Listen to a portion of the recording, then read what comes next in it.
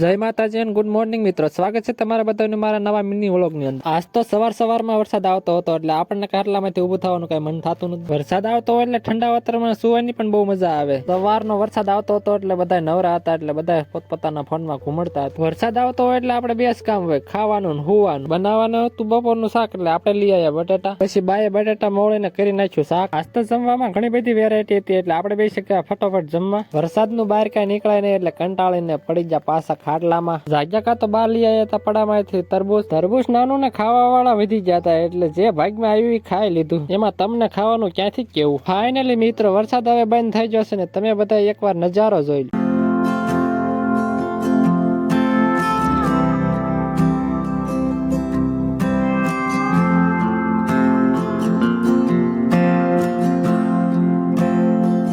આપણે ઉપડી ગયા કપડા લઈને નાવણિયા કરવા, અને તમે બધા સબસ્ક્રાઇબ કરતા જાજો।